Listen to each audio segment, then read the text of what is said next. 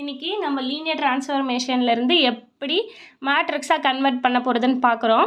ஆனால் இது வந்து ஸ்டாண்டர்ட் பேசிஸை யூஸ் பண்ணி பண்ண போகிறோம். சரியா? பார்க்கலாமா? ப்ராப்ளம்குள்ளே போகலாமா? பாருங்கள் என்ன கேட்டிருக்காங்க. Find the matrix of the transformation கொடுத்தாச்சு. இதோடைய மேட்ரிக்ஸ் கேட்குறாங்க. இங்கே பாருங்கள், இங்கே 3 டைமென்ஷன் இல்லையா, இங்கே 2 டைமென்ஷன். அப்போ 3 டைமென்ஷன்லேருந்து 2 டைமென்ஷனுக்கு போகுது. சரி, ஓகே. இப்போ என்னது, பேசிஸே கொடுக்கல. பேசிஸ் கொடுத்துருந்தா தான் B1 B2ன்னு எடுத்துருந்துருப்போம். அப்போ பேசிஸே கொடுக்கலன்னா நம்ம என்ன பண்ணணும், ஸ்டாண்டர்ட் பேசிஸ் தான் யூஸ் பண்ணிக்கணும் இல்லையா. அப்போது ஸ்டாண்டர்ட் பேசிஸ் தான் B1. B1ங்கிறது என்னது, இந்த டொமைனோடைய பேசிஸ். டொமைனில் எத்தனை எலமெண்ட் இருக்குது? 1 2 3 3 எலமெண்ட் இருக்குது. அப்போது 3 டைமென்ஷனோடைய பேசிஸ் என்னது? 1 0 0 0 1 0 0 0 1. இது தானே ஸ்டாண்டர்ட் பேசிஸ் ஆஃப் 3 டைமென்ஷன் R3ல. சரி, அதே மாதிரி இங்கே பாருங்கள், B2க்கு 1 2 2 பாயிண்ட் தான் இருக்குது. அப்போ B2ங்கிறது R2ல. அப்போ 2 டைமென்ஷனோடைய பேசிஸ் என்னது? R2ல 1 0 0 1. அவ்வளோதான். புரிஞ்சிச்சா? அப்போ 3 டைமென்ஷனோடைய பேசிஸும் 2 டைமென்ஷனோடைய ஸ்டாண்டர்ட் பேசிஸ் எழுதியிருக்கோம். ஏன்னா இங்கே பேசிஸே கொடுக்கல.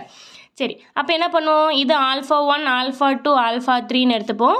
இது β1 β2. இப்போ T ஆஃப் α1 கண்டுபிடிப்போம் இல்லையா. இப்போ T ஆஃப் α1ங்கிறது என்னது? T ஆஃப் இந்த பாயிண்ட்டு 1 0 0. ஓகேவா? இதை போய் சப்ஸ்டிட் பண்ணணும். இங்கே 1க்கு எக்ஸுக்கு பதிலாக 1, ஒய் இசட்லாம் 0. இதில் போயிட்டு எக்ஸுக்கு பதிலாக 1 கொடுத்தா ஃபஸ்ட்டு என்ன இருக்குது, இசட்டு -2y ரெண்டுமே 0 தான். அப்போ 0. அடுத்தது என்னது, இங்கே மட்டும்தான் எக்ஸ் இருக்குது, ஒய் இசட் எல்லாம் 0. அப்போ 0, 1. இதுதான் ஃபஸ்ட்டு பாயிண்ட்.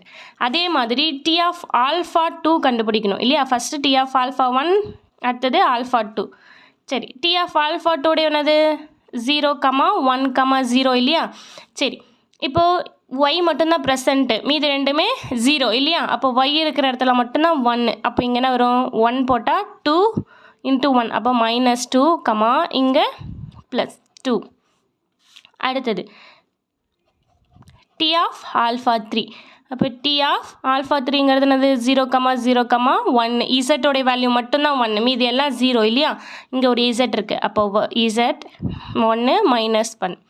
சரி, இப்போ நம்ம அடுத்தது என்ன பண்ண போகிறோம், இந்த பாயிண்ட்டை பேசிஸ் லீனியர் காம்பினேஷன் ஆஃப் இந்த பேசிஸாக எழுதுவோம் இல்லையா. வழக்கமாக என்ன பண்ணுவோம், C1 × 1, 0 + C2 × 0, 1. அதே மாதிரி இங்கே இருக்கிறத எப்படி எழுதுவோம், C3 × 1, 0 C4 × 0, 1. இந்த பேசிஸ் தான், இந்த பேசிஸோட லீனியர் காம்பினேஷனாக எழுதணும். அடுத்தது C5 × 1, 0 + C6 × 0, 1. இந்த இதுக்கு 2 ஈக்குவேஷன் கிடைக்குமா, அதை வச்சு C1 C2 கண்டுபிடிக்கணும். இதுக்கு 2 ஈக்குவேஷன் கிடைக்கும், அதை வச்சு C3 C4 கண்டுபிடிக்கணும்.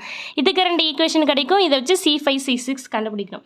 இது வந்து ஸ்டாண்டர்ட் பேசிஸ் கொடுக்கலன்னா இந்த ப்ரொசீஜர். பட் ஸ்டாண்டர்ட் பேசிஸ் கொடுத்துட்டாங்கன்னா ரொம்ப சிம்பிள்.